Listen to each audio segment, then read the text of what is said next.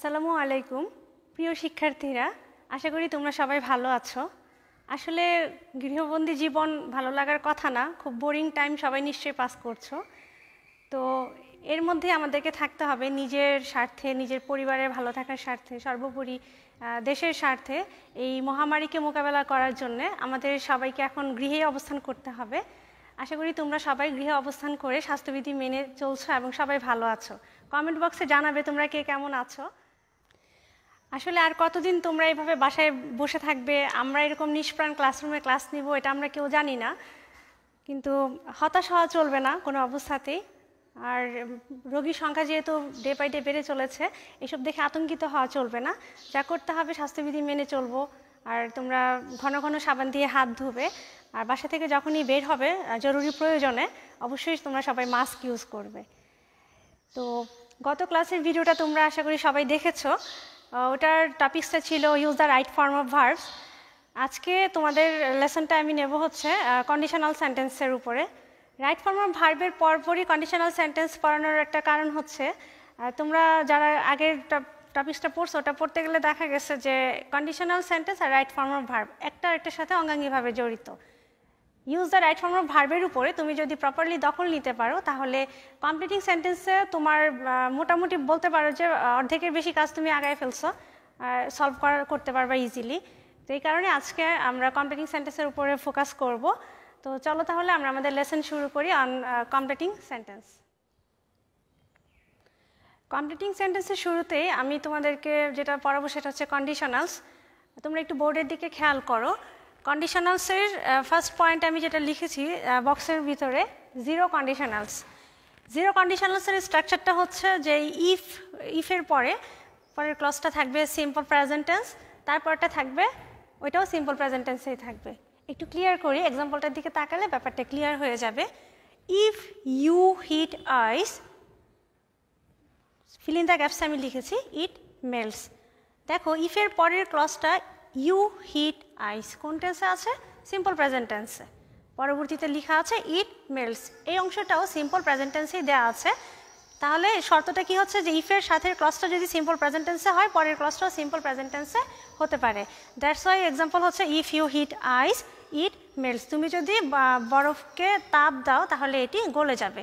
2 নম্বর এক্সাম্পলে কি লিখেছি? If it rains the grass gets wait.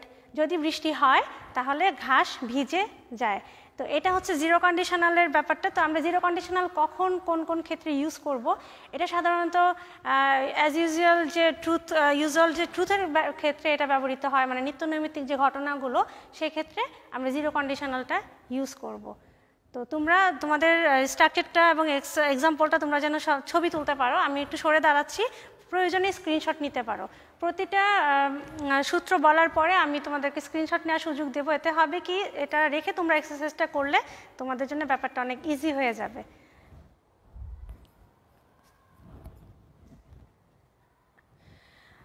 ওকে, আমরা পরবর্তী কন্ডিশনে চলে যাচ্ছি।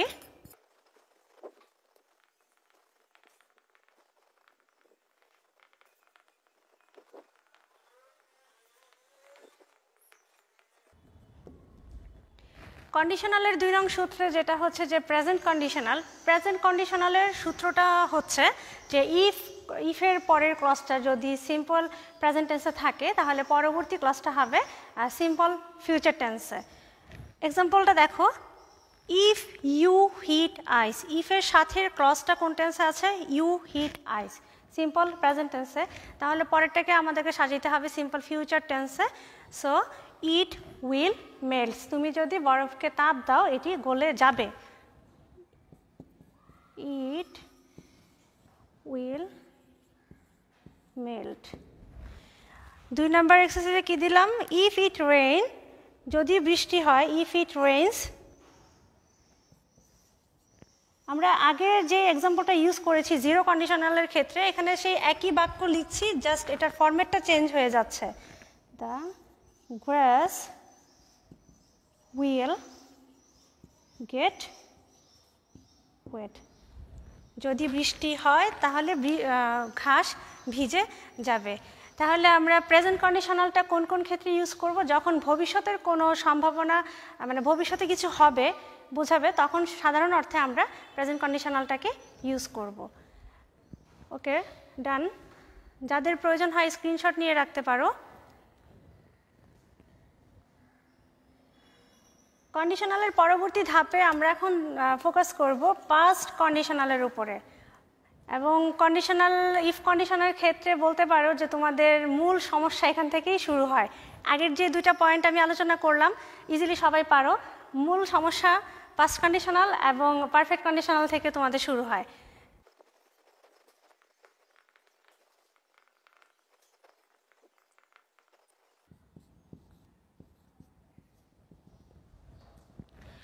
আচ্ছা, তো পাস্ট কন্ডিশনালের স্ট্রাকচারটা হচ্ছে যে ইফের সাথে ক্লজটা যদি সিম্পল পাস্ট টেন্সে থাকে অর্থাৎ পাস্ট ইনডিফিনিট টেন্সে থাকে তাহলে পরবর্তী ক্লজটা পাস্ট কন্ডিশনালে হবে। দ্যাট মিনস সাবজেক্টের পরে উড, কুড অথবা মাইট যে কোনো একটা বসাতে পারবে এবং ভার্বের প্রেজেন্ট ফর্ম বসাতে হবে।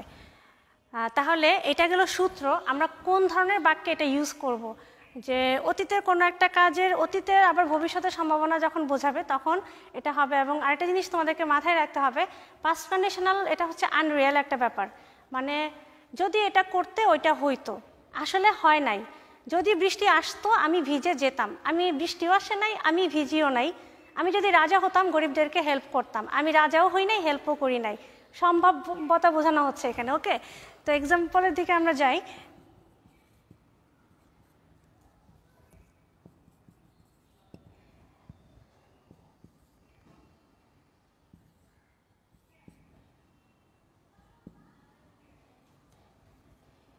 If I were a king, সূত্র অনুযায়ী আগাই। If I were a king, আমি যদি রাজা হতাম, সাবজেক্টের পরে কি বললাম আমি, উড, কুড, মাইট এগুলো যে কোনো একটা ইউজ করা যাবে। তাহলে এখানে আমি দিলাম আই কুড, সাহায্য করা কি হবে, I could help the poor, I could help the পোর। এখন প্রশ্ন আসতে পারে যে আয়ের পরে ওয়ার কেন বসছে? ওই যে বললাম আনরিয়াল পাস্ট, এই জন্য আয়ের পরে ওয়াজ না হয়ে এখানে ওয়ার আসছে। তার মানে যেটা ইফ কন্ডিশনের 2 নাম্বার সূত্রে ব্যাপারটা যদি এরকম দাঁড়ায় যে তোমাকে হয়তো পরবর্তী ক্লজটা করে দেওয়া আছে, ফিল ইন দ্য গ্যাপস দিল প্রথম ক্লজে, তখন তোমাকে খেয়াল রাখতে হবে যে বি ভার্বের জায়গা হলে এখানে ওয়ার বসবে, আর মেইন ভার্ব থাকলে মেইন ভার্বের পাস্ট ফর্ম বসবে। তো মেইন ভার্বের পাস্ট ফর্মের একটা এক্সাম্পলও দিই, যেরকম ইফ ইউ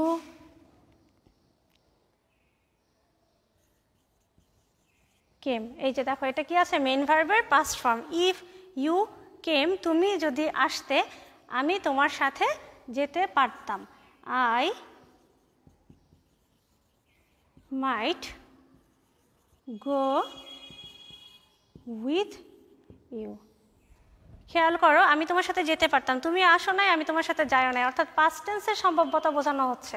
তাহলে আবার বলতেছি, ইফ কন্ডিশনালের পাস্ট কন্ডিশনালের ব্যাপারটা হচ্ছে ইফের সাথে ক্লজটা থাকবে সিম্পল পাস্ট টেন্সে, তাহলে পরবর্তী ক্লজটা হবে পাস্ট কন্ডিশনাল। দ্যাট মিনস সাবজেক্টের পরে উড, কুড, মাইট যে কোনো একটা বসবে প্লাস মেইন ভার্বের প্রেজেন্ট ফর্ম বসবে, বাড়তি অংশ বসায় বাক্য কমপ্লিট করবা। আর কমপ্লিটিং সেন্টেন্সের ক্ষেত্রে একটা ব্যাপার তোমরা মাথায় রাখবে, যত কম কথায় পারো বাক্যটা কমপ্লিট করে ফেলবে। সেন্টেন্স বাড়ানো মানেই তোমার এখানে ভুল হওয়ার সম্ভাবনা বেড়ে যাওয়া, ঠিক আছে? তোমরা যত ইজিলি, যত সহজ বাক্যে পারো কমপ্লিটিং সেন্টেন্সগুলো ফিল আপ করার চেষ্টা করবে। ওকে, ডান।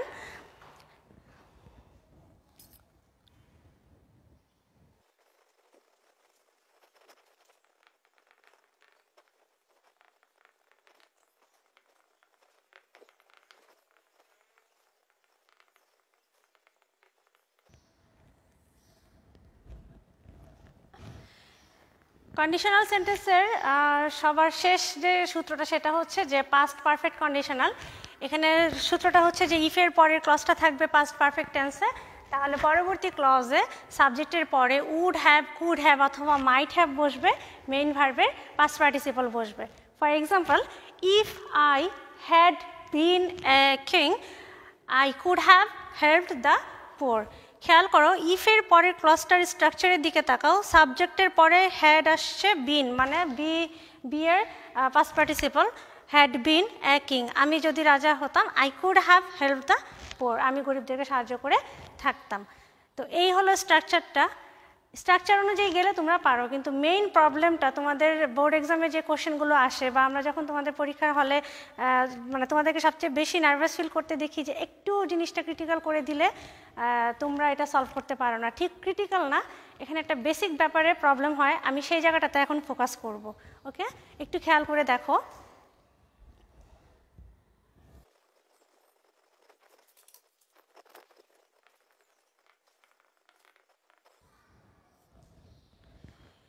If I were a bird, I could fly in the sky. আমি যদি পাখি হতাম কি করতাম, আকাশে উড়ে যেতাম।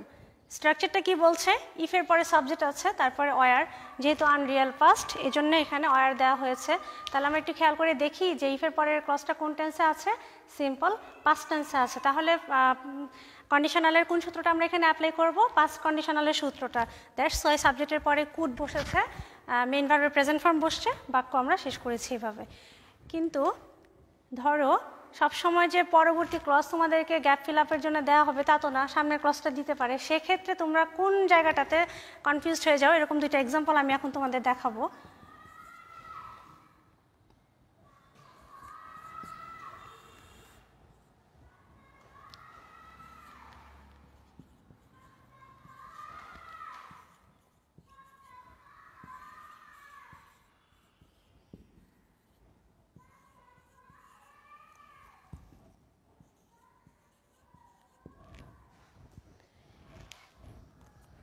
দুই নম্বর এক্সারসাইজটার দিকে একটু ভালো করে তাকাও। ইফের পরে আমি গ্যাপ দিয়েছি, তারপরের ক্লজটা কি লিখলাম, I could have help the পোর। তো হেল্প দ্য পোর দেখে তোমরা কি করো, সবাই বসায় দাও যে আমি যদি রাজা হইতাম। তাহলে এটার ট্রান্সলেশন কি মুখস্থ করছিলাম, if I were a king. কিন্তু পরের ক্লজের স্ট্রাকচারটা দেখে তোমরা খেয়াল করো না। অনেক ভালো স্টুডেন্টস আছো যে খাতায় অনেক মার্কস পাচ্ছ, কিন্তু এই জায়গাটাতে এসে শুধুমাত্র বেখেয়াল থাকার কারণে বা একটু ভালো করে নোটিস না করার কারণে তোমাদের নেগেটিভ মার্কিং শুরু হয়ে যায়। তাহলে দেখো, আই কুড হ্যাভ কোন টেন্সে, এটা কোন কন্ডিশনালে আছে, পাস্ট পারফেক্ট কন্ডিশনাল। তার মানে এখানে তোমাকে অবশ্যই পাস্ট পারফেক্ট টেন্সে সেন্টেন্সটাকে সাজাতে হবে। তাহলে আমি যদি রাজা হতাম, I were a king, I were a bird, মানে if I were a king, if I were a bird, এটা তো পাস্ট ইনডিফিনিট টেন্স। তুমি যদি এখানে লিখো if I were a king, sentence হয়েছে কিন্তু কন্ডিশনের সূত্র মানে শর্ত কিন্তু তা এটা মানে ফুলফিল করলো না। কারণ শর্ত অনুযায়ী বলছে যে তোমাকে এই জায়গাটাতে পাস্ট পারফেক্ট টেন্সে বাক্যটাকে সাজাতে হবে। তাহলে আই ওয়ার এ কিং, এটার পাস্ট পারফেক্ট টেন্স কী হবে, সাবজেক্ট আমরা আই বসাইলাম, আয়ের পরে কি বসবে, হ্যাড বসবে এবং বিন বসবে। হওয়া অর্থে আসছে বি, বি এর পাস্ট পার্টিসিপল হচ্ছে been. If I had been a king, তারপরে আসবে I could have help the poor. Okay, same বাক্যটা কন্ডিশনালে যদি আমি এইভাবে লিখি যে if I could help the poor, তখন গিয়ে তোমরা লিখতে পারবা যে if I were a king. একই অর্থ বহন করছে, তফাৎটা কোন জায়গায়, কিসের কারণে, মানে উল্টাপাল্টা লিখলে নাম্বার কাটা যাবে, কন্ডিশনের শর্ত ফিল আপ করছে না। দুই নম্বর সূত্রে বলতেছে যে পরের অংশটাতে I could help the poor, অর্থাৎ এটা past perfect conditional, that's why এখানে ইফের পরে পাস্ট পারফেক্ট টেন্স বানাইতে হবে। আর তিন নম্বরে যেটা বলছে যে I could help the poor, অর্থাৎ এটা হচ্ছে পাস্ট কন্ডিশনাল, সো এখানে হবে past indefinite tense, simple past tense, অর্থাৎ if I were a king. এই যে ব্যাপারটা তোমরা একটু খেয়াল রাখবে, তাহলে দেখবে আর ভুল হবে না। আরেকটা জায়গাতে মিস্টেক করো, ওটা লিখে দেখাচ্ছি।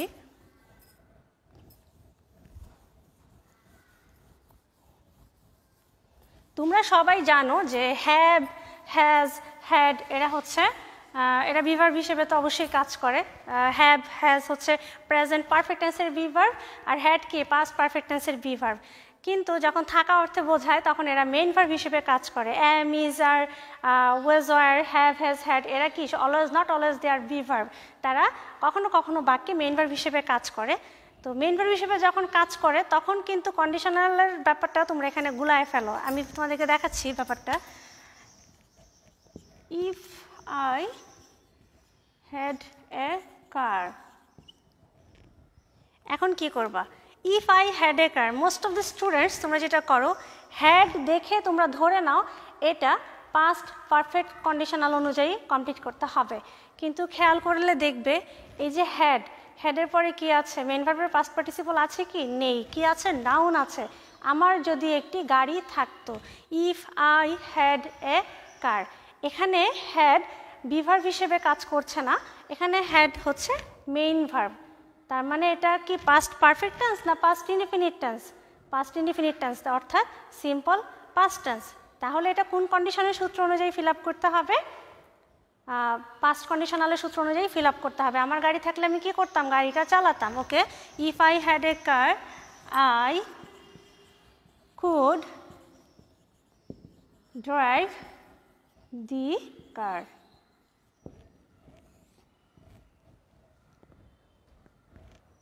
ওকে, এই জিনিসটা খুব কেয়ারফুলি খেয়াল করতে হবে। এখন প্রশ্ন আসতে পারে যে এই বাক্যটা তাহলে যদি পাস্ট পারফেক্ট টেন্সে থাকে তখন কিভাবে আসবে? ধরো আমি আরেকটু ঘুরাই দিলাম, আরেকটু ক্রিটিক্যাল করে দিলাম কোশ্চেনটা। ইফ দিলাম, এখান থেকে আমি গ্যাপ শুরু করে দিলাম, পরবর্তী অংশটা আমি কমপ্লিট করে দিলাম যে আই কুড হ্যাভ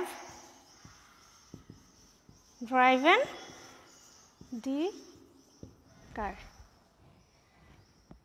একই বাক্য, স্ট্রাকচার চেঞ্জড। পরেরটাতে কি লিখলাম? I could have driven the car. Would have, could have, might have এর পরে মেইন ভার্বের পাস্ট পার্টিসিপল চলে আসছে। তার মানে এটা হচ্ছে ইফের কোন কন্ডিশনে পড়ে গেছে? Past perfect conditional. ফাইন, তাহলে এখন এই জায়গাটাতে আমাকে বানাইতে হবে কি? কোন টেন্স বসবে? পাস্ট ইনডিফিনিট না, পাস্ট পারফেক্ট টেন্সে আমাকে বাক্যটা সাজাতে হবে। এখন আমি জানি ইফ আই হ্যাড এ কার, এটা কোন টেন্সে আছে? Past indefinite. সেম বাক্যটাকে আমি যদি পাস্ট পারফেক্ট টেন্সে বসাই তাহলে ব্যাপারটা কীরকম হচ্ছে? ইফ আই সাবজেক্টের পরে পারফেক্ট টেন্সের জন্য আমি হ্যাড বসালাম। এখন থাকা অর্থে যে হ্যাডটা আসলো এটার পাস্ট পার্টিসিপল কি? এটার পাস্ট পার্টিসিপলও হ্যাডই হবে। ইফ আই হ্যাড এ কার। সমস্যাটা কোন জায়গায় হয়? সমস্যাটা হয় দুইবার হ্যাড বসাবো, তোমরা তখনই গিয়ে কনফিউজড হয়ে যাও। বসাবা, তোমাকে সূত্র অনুযায়ী যাইতে হবে। ওকে, এটা নিয়ে আশা করি আর কোনো কনফিউশন থাকবে না। আই সাবজেক্টের পরে পাস্ট পারফেক্ট টেন্সের জন্য বি ভার্ব হ্যাড বসেছে, তারপরে মেইন ভার্বের পাস্ট পার্টিসিপল বসাতে হবে। হ্যাডের পাস্ট পার্টিসিপল হ্যাড, হ্যাভের past indefinite had, past participle had. So আমি এখানে হ্যাড বসিয়েছি, তারপরে কি লিখলাম? নাউন দিলাম। If I had a car I could have driven the car. Clear? এই জায়গাগুলোতে তোমাদের মূলত কনফিউশনগুলো হয়।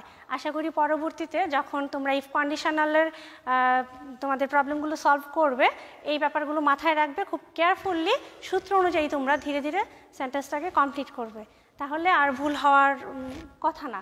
ঠিক আছে, এখন আমরা আলোচনা করব ইউজ টু শব্দটাকে নিয়ে। ইউজ টু মানে কি? আমরা জানি অভ্যস্ততা অর্থে ইউজ টু ব্যবহৃত করা হয়, কিন্তু নর্মালি আমরা জানি যে ইউজ টুর পরে মেইন ভার্বের বেস ফর্ম বসে, অর্থাৎ প্রেজেন্ট ফর্ম বসে। কিন্তু এখানে একটা ব্যাপার আছে, বাক্যে ইউজ টুর পূর্বে যদি কোনো টু বি ভার্ব না থাকে সেক্ষেত্রে আমরা ভার্বের প্রেজেন্ট ফর্ম দিয়ে বাক্যটাকে কমপ্লিট করতে পারবো। কিন্তু যদি ইউজ টুর পূর্বে বি ভার্ব থাকে তাহলে কিন্তু ভার্ব প্লাস আইএনজি হবে। আবারও বলছি, খেয়াল করে শোনো, ইউজ টুর পূর্বে যদি কোনো বি ভার্ব না থাকে তাহলে মেইন ভার্বের প্রেজেন্ট ফর্ম হবে, সে অনুযায়ী আমরা বাক্যটাকে সাজাবো। আর ইউজ টুর পূর্বে যদি বি ভার্ব থাকে তখন ভার্ব প্লাস আইএনজি বসাতে হবে। ফর এক্সাম্পল, আমি বললাম যে আমি সকালবেলা হাঁটতে অভ্যস্ত। I use to walk in the morning. I use to walk in the morning. আমি সকালবেলায় হাঁটতে অভ্যস্ত, মানে আমি এটা রেগুলার করে থাকি। কিন্তু আমি যদি স্ট্রাকচারটা এভাবে সাজাই, I am use to, use টুর পূর্বে এখানে দেখো বি ভার্ব কি আছে? অ্যাম আছে। আই অ্যাম ইউজ টু, তাহলে অবশ্যই ভার্ব প্লাস আইএনজি দিতে হবে।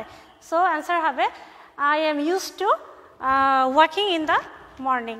ওকে, এটা তোমরা খুব ভালো করে খেয়াল করবে, এই জায়গাটাতেও তোমরা খুব ঘন ঘন ভুল করো। আমি আসলে আজকে কমপ্লিটিং সেন্টেন্সের প্রত্যেকটা অংশ যে ধরে ধরে তোমাদেরকে মানে বোঝাই দেবো ব্যাপারটা তা না। আমি মানে বোর্ডে যে ব্যাপারগুলো আসে বেশি, যেই কোশ্চেনগুলো, এবং তোমরা যেই জায়গাটাতে ভুল করে থাকো পরীক্ষার খাতা দেখতে গেলে আমরা যখন দেখি যে মেজর ভুলগুলো, মেজরিটি পার্সেন্ট স্টুডেন্টস যেই পয়েন্টে ভুল করো, আমি আসলে ওই ব্যাপারগুলোর উপরে ফোকাস করার চেষ্টা করছি। ঠিক আছে, তো ইউজড টু নিয়ে আশা করি আর কোনো ঝামেলা থাকবে না। রাইট ফর্ম অফ ভার্বে আমরা আলোচনা করেছিলাম সিন্স নিয়ে। সিন্সের সূত্র আশা করি তোমাদের মনে আছে, এবং সেখানে আরেকটা কথা বলেছিলাম যে সিন্স, অ্যাজ ইফ অথবা অ্যাজ দো, এই দুইটা শব্দের অর্থ আলাদা হলেও তাদের সেন্টেন্সের প্যাটার্ন বা সূত্রটা একই রকম। কীরকম দেখো, আমি সরাসরি এক্সারসাইজ লিখে দিচ্ছি।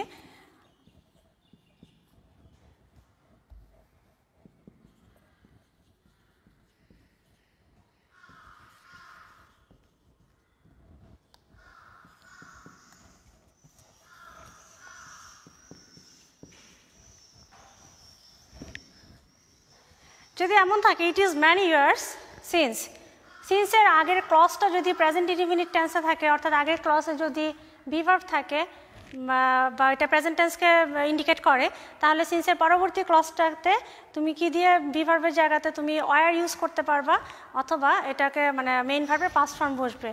ইট is many years since, subject বসাই, অনেক বছর হয়ে যায় যা আমরা লাস্ট দেখা করেছিলাম, তাহলে কি হবে উই মিটের পাস্ট ফর্ম মেট লাস্ট, অনেক বছর হয়ে যায় আমরা শেষ দেখা করেছিলাম। তাহলে আবার বলছি সিন্সের আগের ক্লজটা প্রেজেন্ট ইনডিফিনিট টেন্সে থাকলে তাহলে পরেরটা হবে পাস্ট ইনডিফিনিট টেন্সে। কিন্তু সিন্সের আগের ক্লজটা যদি পাস্ট ইনডিফিনিট টেন্সে থেকে থাকে, যেমন আমি লিখলাম ইট ওয়াজ ম্যানি ইয়ার্স সিন্স, এখন বাক্যটা কীভাবে সাজাবে, পাস্ট পারফেক্ট টেন্সে এটাকে সাজাতে হবে। পাস্ট পারফেক্ট টেন্সের সূত্র কি, সাবজেক্টের পরে হ্যাড বসবে, উই হ্যাড, মেইন ভার্বের past participle we had made last. আশা করি তোমরা এটা বুঝতে পারছো ক্লিয়ারলি, we had made last. As though অথবা অ্যাজ ইফের অর্থ কি, যেটা আসলে না সেরকম অ্যাক্ট করা, অর্থাৎ প্রিটেন্ড করা, অবাস্তব।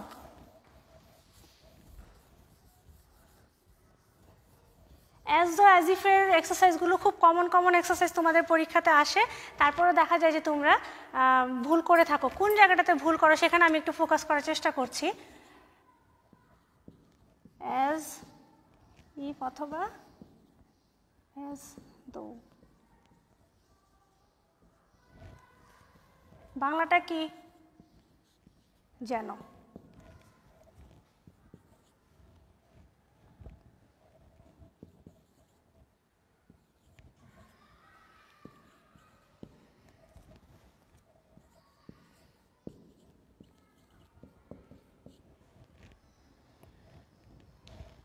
অনেকে আমরা জানি যে ধরো বড় কোনো নেতা না, নেতার এক্সাম্পল দিচ্ছি কারণ তারাই তো বেশি পাওয়ারফুল, যে নেতা না কিন্তু ওরকম নেতার মতো ভাব নেয় যে তিনি অনেক বড় একজন নেতা, খুব তাফালিং করতেছে। তো সেক্ষেত্রে আমরা কি বলবো যে হি অ্যাক্টস অ্যাজ ইফ, তিনি এমন ভাব করছেন যে তিনি অনেক বড় একজন নেতা। তাহলে এখানে পরবর্তী ক্লজটা সাজাইতে হবে পাস্ট ইনডিফিনিট টেন্সে, কারণ অ্যাজ দো অ্যাজ ইফের সূত্রটা অ্যাজ ইট ইজ সিন্সের মতোই, অর্থাৎ আগের ক্লজটা অ্যাজ ইফ অথবা অ্যাজ দোর আগের ক্লজ যদি প্রেজেন্ট ইনডিফিনিট টেন্সে থেকে থাকে, পরবর্তী ক্লজটা হবে পাস্ট ইনডিফিনিট টেন্স। সো এখানে আমি লিখব হি ওয়ার এ লিডার। এখন কোশ্চেন আসবে আমি কেন ওয়ার লিখেছি হি ওয়াজ এ লিডার না লিখে, কারণ সে তো আসলে নেতা না, নেতার মতো প্রিটেন্ড করছে, অ্যাক্ট করতেছে। দ্যাটস ওয়াই এখানে আনরিয়াল পাস্টের কারণে সাবজেক্টের পরে ওয়ার বসবে। আর যদি এখানে মেইন ভার্ব দিয়ে তুমি বাক্যটাকে কমপ্লিট করতে চাও তখন মেইন ভার্বের পাস্ট ফর্ম বসবে। ধরো আমি লিখ দিলাম এরকম যে হি বিহেভস অ্যাজ ইফ, আমি বললাম যে সে এমন আচরণ করতেছে যেন সে সব কিছু জানে, তাহলে জানা ইংলিশ কি নো, নোর পাস্ট ফর্ম কি knew, as if he knew everything.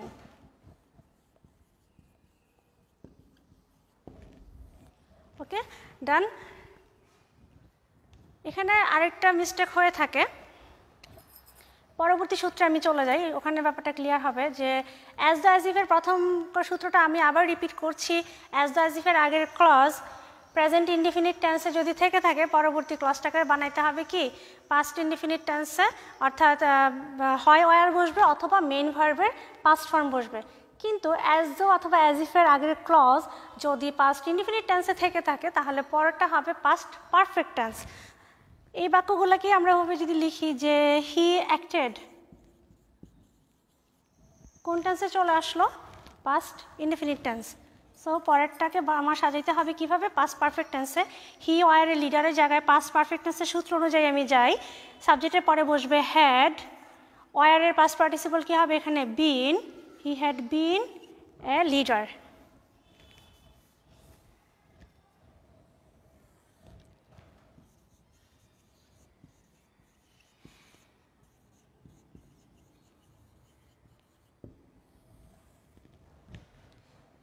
He acted as if he had been a leader.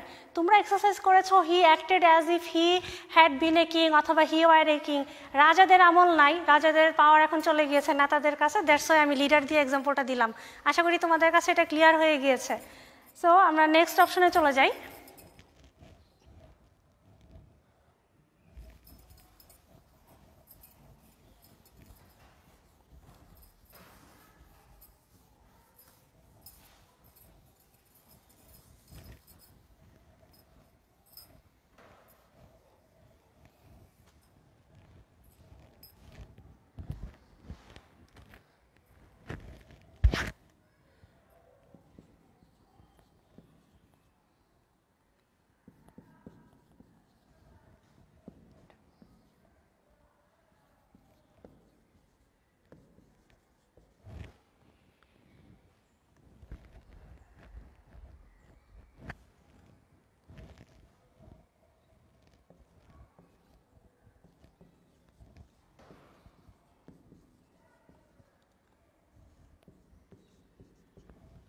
Complete সেন্টেন্সে যখন দেখবে যে had better, had rather, would rather এই শব্দগুলো থাকবে, তখন পরবর্তী ক্লজটাকে সাজানোর সময় সেটার মেইন ভার্বের প্রেজেন্ট ফর্ম আমরা ইউজ করব, বেস ফর্ম ইউজ করব।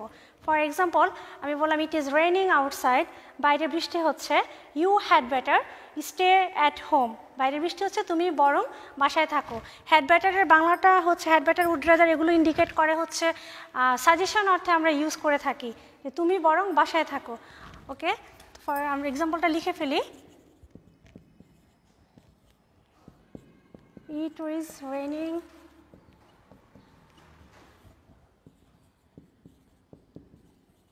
outside, you had better, অথবা লিখতে পারি you had better take an umbrella, তুমি সাথে করে একটি ছাতা নিয়ে যাও, টেক অ্যান আমব্রেলা।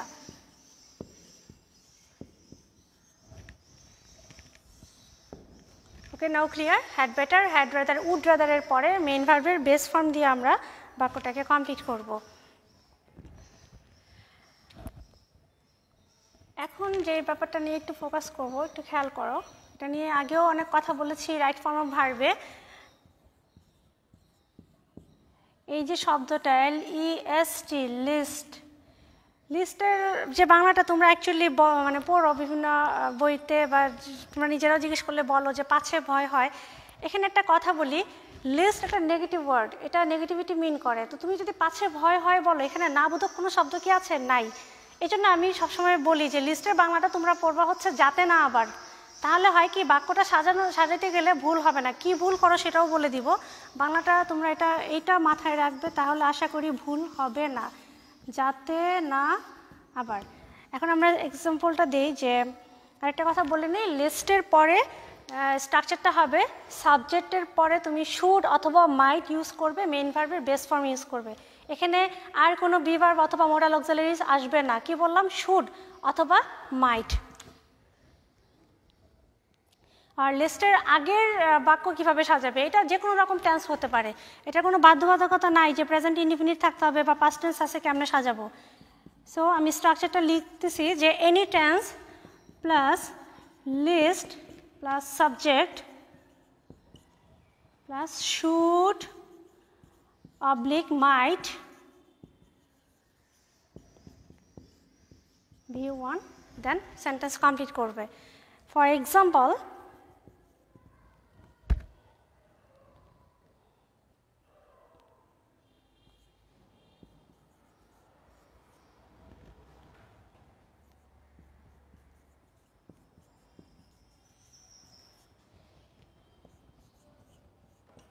আমি লিখলাম স্টাডি অ্যাটেন্টিভলি লিস্ট, মনোযোগ দিয়ে পড়ো। তো নর্মালি যেটা হয়, মনোযোগ দিয়ে পড়লে আমরা ভালো রেজাল্ট করব, মনোযোগ দিয়ে পড়লে তুমি ভালো রেজাল্ট করবে। কিন্তু খেয়াল করে দেখো, লিস্টের বাংলাটা হচ্ছে যাতে না আবার। তুমি কিসের জন্য মনোযোগ দিয়ে পড়বে? অর্থাৎ প্রথম যে ক্লজটা তার বিপরীতধর্মী কিছু দিয়ে তোমাকে বাক্যটা শেষ করতে হবে, যাতে আমরা ফেল না করে ফেলি অথবা পরীক্ষায় খারাপ না করি, এই জন্য মনোযোগ দিয়ে পড়বো। তো এখানে সাবজেক্ট বসাও, লিস্টের পরে কে? You. Study attentively list you, সূত্র অনুযায়ী বসবে শুড। মনোযোগ দিয়ে কিসের ভয়ে পড়ি? ফেল না করার ভয়ে, তাহলে should fail in the exam. আমি কি বোঝাতে পারছি এখানকার যে মেইন সমস্যাটা? তোমরা কমেন্ট বক্সে প্লিজ এই ব্যাপারগুলো যদি ক্লিয়ার না হয়ে থাকে উল্লেখ করবে। ওকে, তো study attentively list you should fail in the exam. খেয়াল করো, আবারও বলতেছি, লিস্টের আগের ক্লজের সাথে নেগেটিভ কোনো কিছু, বিপরীতধর্মী কোনো কিছু চিন্তা করে আমরা বাক্যটাকে সাজাবো। আমরা মনোযোগ দিয়ে পড়লে পাশ করার কথা, কিন্তু পাশ না করে আমি এখানে ফেল করার কথা বলেছি। কারণ কিসের ভয়ে মনোযোগ দিয়ে পড়ি? যাতে না পরীক্ষায় ফেল করে ফেলি। এখন আমি বলি কোন জায়গাটাতে তোমরা ভুল করো। এই পাশে ভয় হয় দিয়ে মানে এটা মাথায় ঢুকে গেছে, ওইটার কারণে যেটা করো, lest you should not fail in the exam, তোমরা নো অথবা নট ইউজ করো। নো অথবা নট কেন দিবা? লিস্ট নিজেই এখানে একটা নেগেটিভ ওয়ার্ড।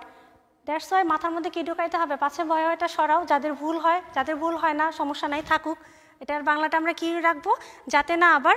তাহলে করে কি যে হবে যে আমরা এখানে নো বা নট আর ইউজ করব না। ওকে, তাহলে মনোযোগ দিয়ে পড়ি, কিসের ভয় থেকে পড়ি? যাতে না ফেল করে ফেলি। আমরা ধরো খুব দ্রুত দৌড়াইতেছি, বাঙালি ম্যাক্সিমাম সময় কি করে? দৌড়াতে দৌড়াতে গিয়ে বাসে ওঠে, ট্রেনে ওঠে, তাই না? তো হি র্যান ফাস্ট, তিনি দ্রুত দৌড়েছিলেন। লিস্ট যাতে না আবার, কিসের ভয় থেকে দ্রুত দৌড়েছিলেন? তিনি ট্রেনটা মিস করে ফেলেন। He should miss the train, অথবা হি মাইট মিস দ্য ট্রেন।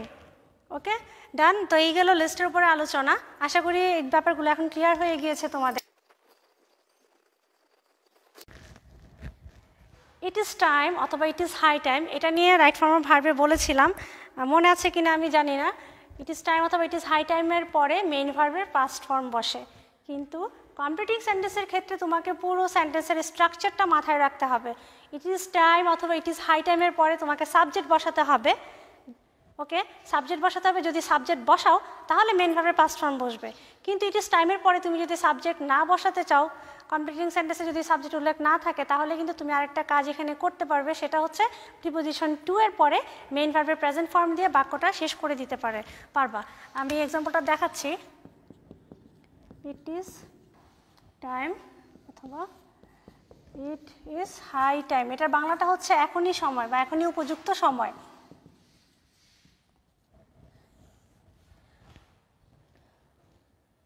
ধরো আমি বললাম যে the exam is knocking at the ডোর,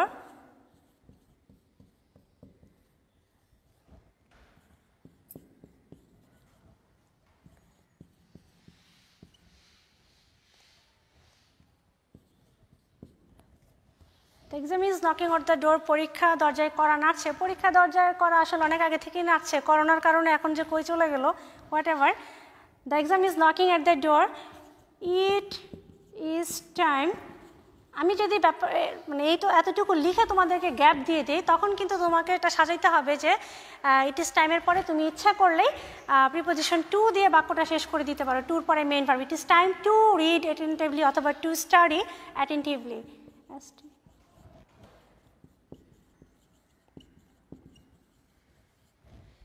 দেখো, ইট ইজ টাইম দিলাম, এখান থেকে শূন্যস্থান শুরু হয়ে গিয়েছে, আমি আর সাবজেক্ট দিচ্ছি না। It is time to study attentively, preposition two বসালাম, তারপরে মেইন ভার্বের বেস ফর্ম বসালাম, বাক্যটা শেষ করে দিলাম।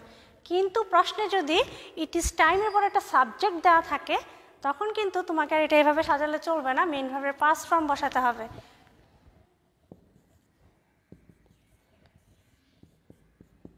ইট ইজ টাইম উই, এরকম যদি দেওয়া থাকে তখন উইর পরে স্টাডির পাস্ট ফর্ম কি দিব আমরা? Studied. We studied attentively. Okay, done. তফাৎটা খেয়াল করো, দুইটা বাক্যের দিকে খুব কেয়ারফুলি তাকাও। ইট ইজ টাইম, তারপরেই শূন্যস্থান শুরু হয়ে গিয়েছে। এখন ফিল ইন দ্য গ্যাপস যদি ইট ইজ টাইমের পরে শুরু হয়, তুমি ইচ্ছা করলে সাবজেক্ট নিজে বসিয়ে এই স্ট্রাকচার অনুযায়ী ফিল ইন দ্য গ্যাপ করতে পারবা, অসুবিধা নাই। টু দিয়েই যে করতে হবে এমন কোনো কথা নাই। আর কিন্তু যদি ইট ইজ টাইমের পরে সাবজেক্ট দেওয়া থাকে, তখন কিন্তু তুমি তোমার মতো করে টু বসে এটা শেষ করতে পারবা না। ইট ইজ টাইমের পরে যদি সাবজেক্ট দেওয়া থাকে, অবশ্যই মেন ভার্বের পাস্ট ফর্ম করে বাক্যটাকে কমপ্লিট করতে হবে। It is time we studied attentively. Clear?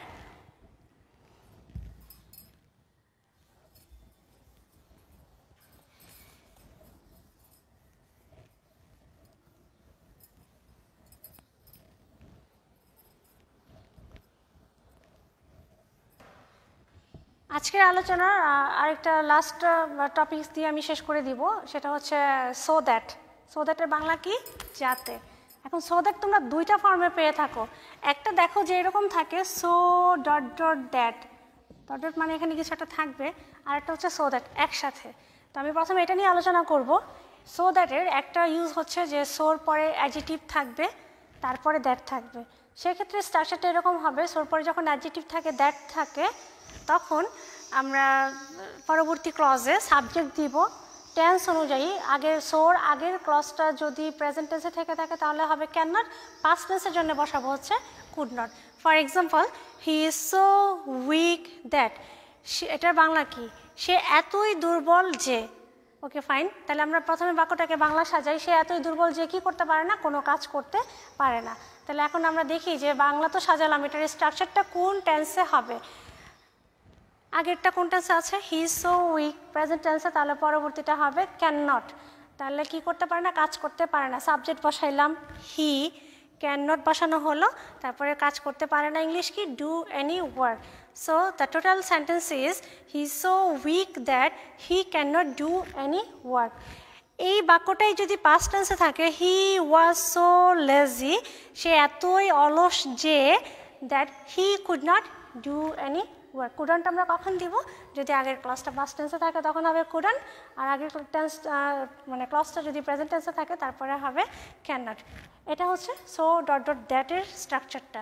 So দ্যাটের স্ট্রাকচারটাও এরকমই, জাস্ট একটু তফাৎ আছে, অর্থটাও আলাদা হয়ে যায়, শুধু স্ট্রাকচার না।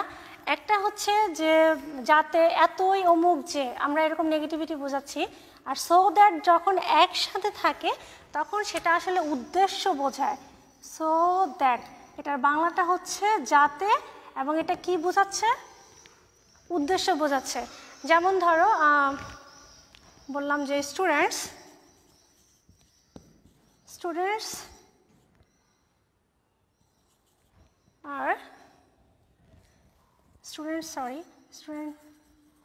read attentively, ছাত্রছাত্রীরা মনোযোগ দিয়ে পড়াশোনা করে। সো দ্যাট যাতে, তোমাদের মনোযোগ দিয়ে পড়াশোনা করার উদ্দেশ্যটা কি? যাতে করে তোমরা পরীক্ষায় একটি ভালো রেজাল্ট করতে পারো, তাই না? তাহলে এটা হবে সো দ্যাট, যেহেতু এখানে সাবজেক্ট হচ্ছে স্টুডেন্টস, এই জন্য আমি দ্যাটের পরের সাবজেক্ট বসাবো দে, আবার স্টুডেন্টস লেখার কোনো দরকার নেই। So that they can make a good result.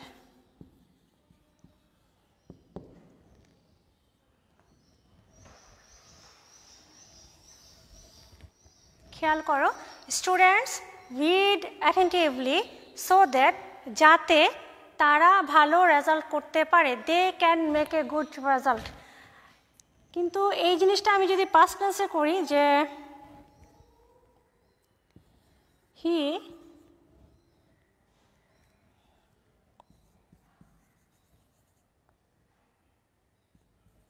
He studied seriously,